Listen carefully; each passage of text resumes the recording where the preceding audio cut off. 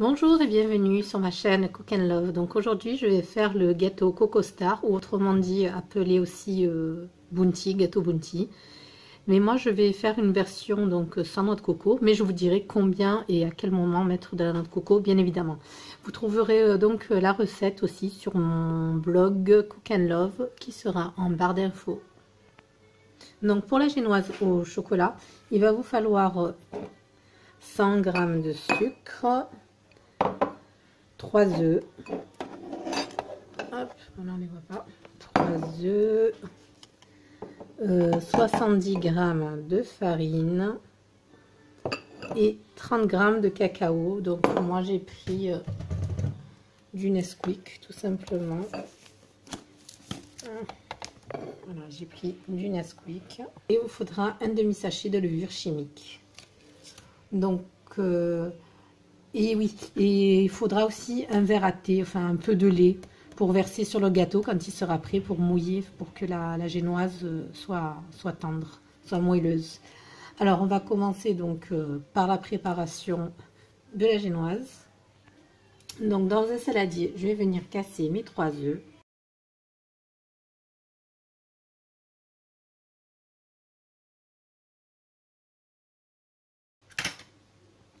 J'ajoute les 100 g de sucre. Et je vais battre en même temps. Ça s'appelle faire blanchir le mélange.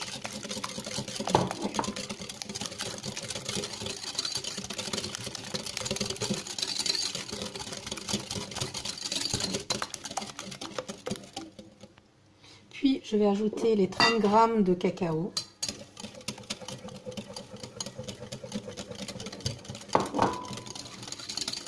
Si vous avez un batteur, c'est encore mieux. J'en ai un, mais j'ai la flemme de le sortir. Mais je crois que je vais le sortir.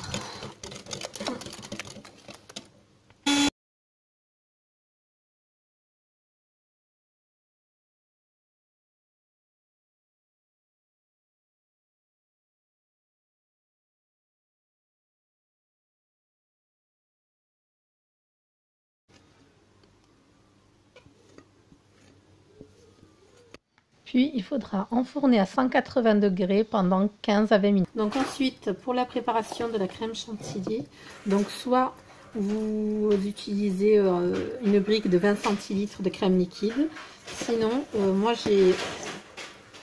j'ai acheté ceci donc dans un magasin turc. C'est une préparation pour faire de la chantilly. Je pense qu'il y en a aussi dans les rayons pâtisserie, hein, je pense. Hein. Enfin, je sais pas, j'ai pas vérifié. Donc, vous prendrez un sachet donc, de cette préparation pour faire de la chantilly. Sinon, voilà, comme je vous ai dit, vous faites votre chantilly normalement. Alors, il vous faudra 200 ml de lait froid. Il vous faudra 2 cuillères à soupe de sucre glace ou bien de sucre normal. Voilà, donc là, je vais me lancer dans la préparation.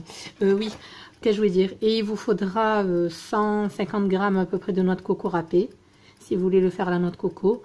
Moi, j'ai opté de le faire à la vanille, donc je vais prendre de la vanille liquide. J'ajouterai donc 2 cuillères à soupe d'arôme liquide. Donc voilà, par exemple, pour ceux qui ont des enfants qui n'aiment pas la noix de coco, vous avez cette alternative-là. Donc, comme je vous disais, soit vous préparez votre chantilly traditionnellement avec de la crème liquide et du sucre, ou bien vous venez, vous utilisez donc ce sachet, donc préparation toute faite que j'ai acheté en magasin turc, et vous venez ajouter 200 ml de lait froid, puis vous allez battre avec un mixeur ou un fouet à la main.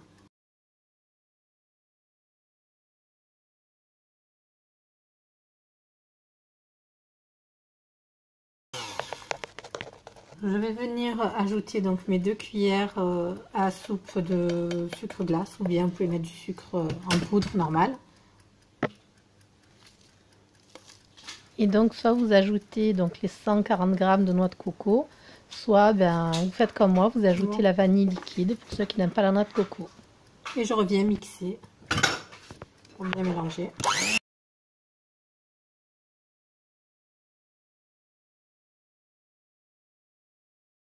Voilà. Donc, voilà, ma chantilly est prête. Je vais venir quand même...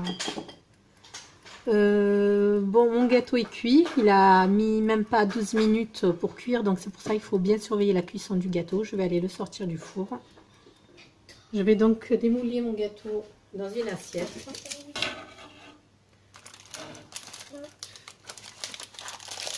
Déjà, la génoise est très moelleuse. Donc, je me demande même si ça sert à quelque chose d'ajouter du lait. Parce que la génoise, elle est vraiment moelleuse. Donc, je vais le laisser un peu refroidir.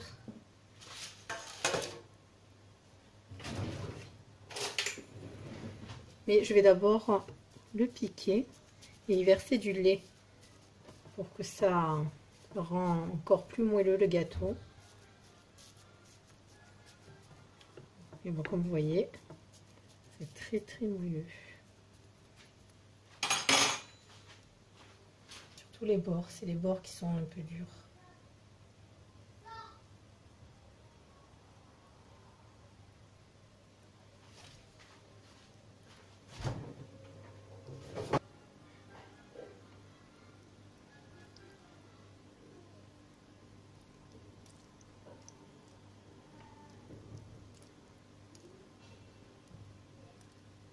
Il vous faudra 200 g de chocolat noir ou de chocolat au lait, hein. C'est comme vous voulez. Il vous faudra 20 centilitres de crème liquide. Voilà, que vous allez mettre à chauffer dans une casserole. Puis vous ajouterez donc les morceaux de chocolat noir. Vous remuerez, comme ça vous fera une sauce au chocolat. Voilà, donc mon mélange au chocolat est prêt. J'ai rajouté même un peu de lait parce que je trouvais que c'était un peu trop dur. Donc voilà, mon mélange chocolat est prêt. Je vais remettre le cercle du moule autour du gâteau. Comme ça, le gâteau il ne se cassera pas la figure. Quand je vais mettre... En attendant que le chocolat refroidisse un peu, je vais venir mettre la crème chantilly dans le moule, sur le gâteau, sur la génoise.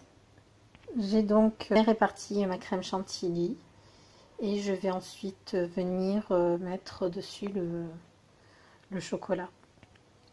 Donc voilà, j'ai mis le chocolat par-dessus. Bon, c'est vrai que ça n'a pas été très bien fait. Bon, je mets du chocolat sur le doigt.